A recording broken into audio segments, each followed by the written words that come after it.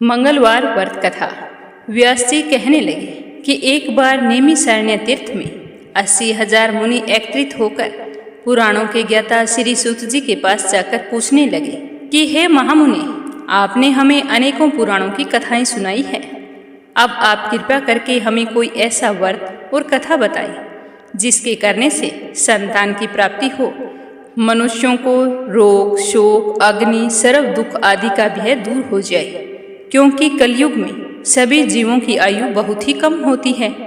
फिर इस पर उन्हें रोग और चिंता के कष्ट लगे रहेंगे तो वो फिर श्री हरि के चरणों में अपना ध्यान कैसे लगाएंगे। तो श्री सूत जी कहने लगे कि हे मुनियों, आपने लोक कल्याण के लिए बहुत ही उत्तम बात पूछी है। एक बार युधिष्ठिर ने भगवान श्री कृष्ण से लोक कल्याण के लिए यही प्रश्न किया था। भगवान श्री कृष्ण और युधिष्ठिर का संवाद मैं तुम्हारे सामने कहता हूँ, तुम ध्यान पूर्वक सुनना। एक समय पांडवों की सभा में श्री कृष्ण जी बैठे हुए थे। तब युधिष्ठिर ने भगवान श्री कृष्ण से प्रश्न किया कि हे प्रभु नंद नंदन गोविंद, आपने मेरे लिए अनेकों कथाएं सुनाई है। आज आप कृपया करके कोई ऐसा व्रत या कथा सुनाएं जिसके करने से मनुष्य को रोग और चिंता का भय न रहे और पुत्र की प्राप्ति हो। हे प्रभु, बिना पुत्र के तो जीवन व्यर्थ है। पुत्र के बिना मनुष्य नरकगामी होता है। पुत्र के बिना मनुष्य पितर ऋण से छुटकारा नहीं होता और ना ही उनका पुनग नामक नरक से उद्धार होता है। अतः कोई पुत्रदायक व्रत बतलाइए। तो श्री कृष्ण भगवान कहने लगे कि हे राजन, मैं तुम्हें एक प्राचीन इतिहास सुनाता हूँ, आप उसे ध्यानपूर्वक सुनना। कुंडलपुर नामक एक नगर था जिसमें नंदा नाम का एक ब्राह्मण रहता था। भगवान की कृपा से उसके पास सब कुछ था, फिर भी वह बड़ा ही दुखी रहता था। इसका कारण था कि ब्राह्मण की स्त्री सुनंदा के कोई संतान नहीं थी। सुनंदा पतिव्रता थी, भक्तिपूर्वक श्री हनुमान जी की आराधना करती थी। मंगलवार के दिन व्रत करके अंत में भोजन बनाकर हनुमान जी को भोग लगाने के बाद ही स्वयं भोजन करती थी। एक बार मंगलवार के दिन ब्राह्मणी ग्रह कार्य अधिक होने के कारण हनुमान जी को भोग नहीं लगा सकी, तो उसे इस बात का बहुत ही दुख हुआ। उसने कुछ भी नहीं खाया और अपने मन में प्रण किया कि अब तो मैं अगले मंगलवार को हनुमान जी को भोग लगाकर ही अन्न जल ग्रहण करूंगी, तब तक मैं कुछ नहीं खाऊंगी पीऊंगी। तो ब्राह्मण सुनंदा प्रतिदिन भोजन बनाती, बड़ी श्रद्धापूर्वक अपने पति को भोजन कराती, परंतु स्वयं भोजन नहीं करती। मन ही मन श्री हनुमान जी की आराधना करती रहती। इसी प्रकार 6 दिन बीत गए और ब्राह्मणी सुनंदा अपने निश्चय के अनुसार भूखी प्यासी निराहार रही। जब अगला मंगलवार आया तो ब्राह्मणी सुनंदा प्रातःकाल ही उठकर जैसे ही स्नान करके मंदिर में पूजा के लिए गई तो वहां पर बेहोश होकर गिर पड़ी। ब्राह्मणी सुनंदा की इस असीम भक्ति भाव से हनुमान जी बहुत ही प्रसन्न हुए और प्रकट होकर कहने लगे कि हे सुनंदा, मैं तेरी भक्ति से बहुत ही प्रसन्न हूँ, तू उठ और वरदान मांग। तो सुनंदा अपने आराध्य देव श्री हनुमान जी को देखकर आनंद पूर्वक उन्हें प्रणाम करके उनके चरणों में गिरकर बोली कि हे प्रभु, मेरे कोई संतान नहीं है, कृपा करके मुझे संतान प्राप्ति का आशीर्वाद दे, आपकी अति कृपा होगी। तो श्री महावीर जी कहने लगे कि तुम्हारी इच्छा जरूर पूर्ण होगी। तेरे घर एक कन्या जन्म लेगी, उसके अष्टांग प्रतिदिन सोना दिया करेंगे। इस प्रकार कहकर हनुमान जी अंतर्ध्यान हो गई। ब्राह्मणी सुनंदा बहुत ही खुश हुई और जब उसका पति घर आया तो अपने पति से सारे समाचार कह सुनाए।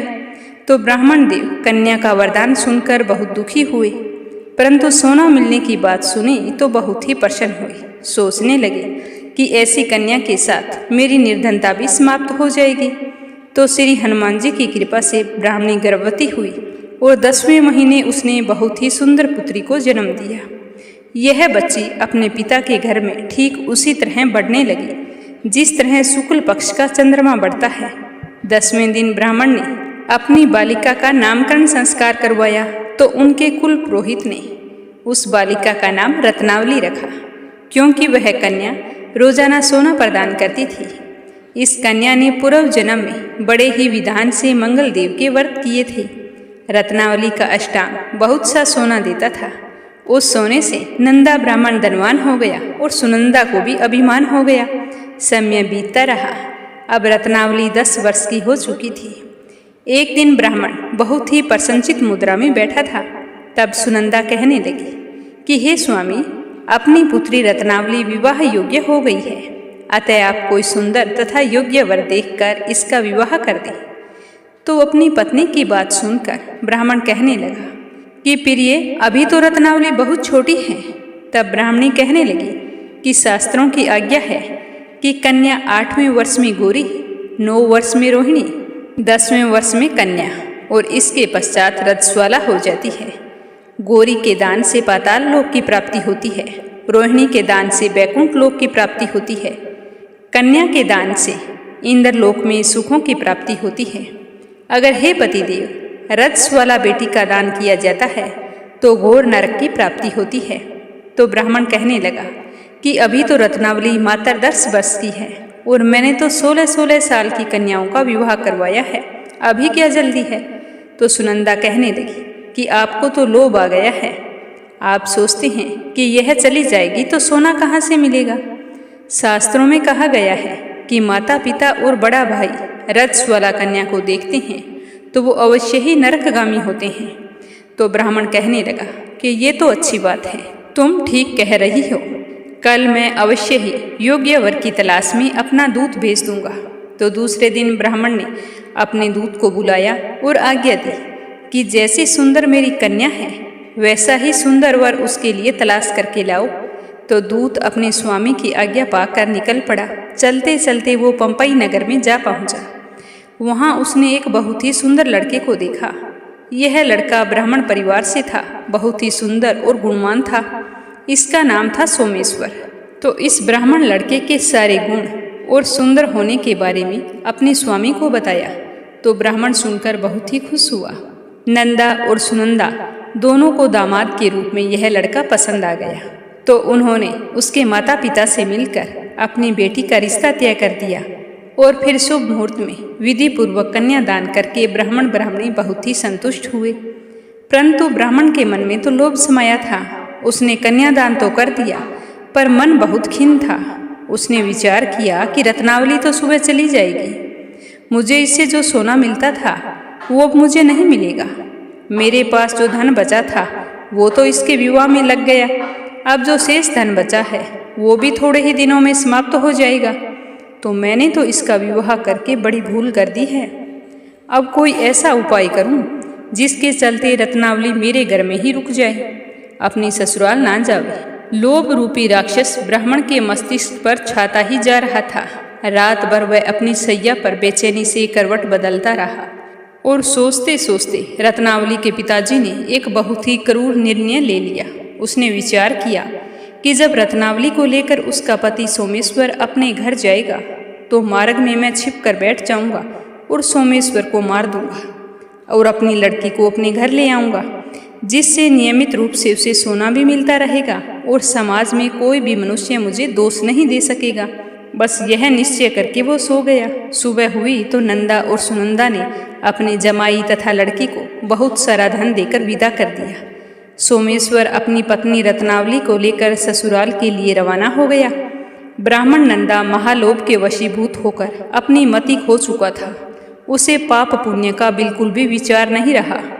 वह अपने भयानक व क्रूर निर्णय को अंजाम देने के लिए अपने एक दूत को भेज दिया और कहा कि मेरे जमाई के मार्ग में छुप कर बैठ जाना, और जब सोमेश्वर और रत्नावली वहां से गुजरे तो सोमेश्वर की हत्या कर देना। तो ब्राह्मण का दूत अपने स्वामी की आज्ञा का पालन करते हुए उसके जमाई सोमेश्वर के मार्ग में छुप कर बैठ गया। जैसे ही रत्नावली और सोमेश्वर वहां पहुंचे तो सोमेश्वर की हत्या कर दी। फिर गांव में आकर जोर जोर से कहने लगा कि हमारे दामाद की किसी ने हत्या कर दी है।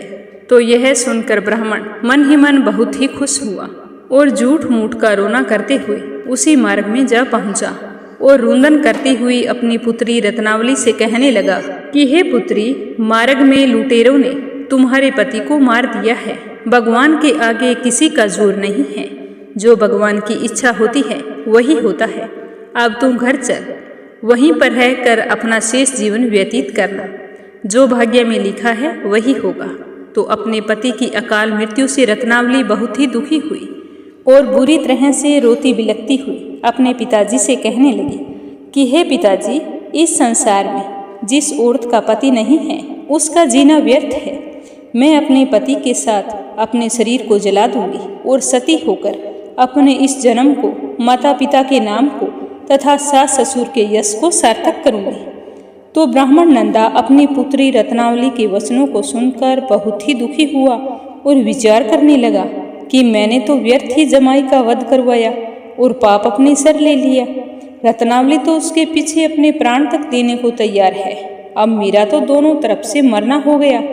अब ना तो धन मिलेगा और जवाई के वध का पाप भी मुझे भुगतना पड़ेगा।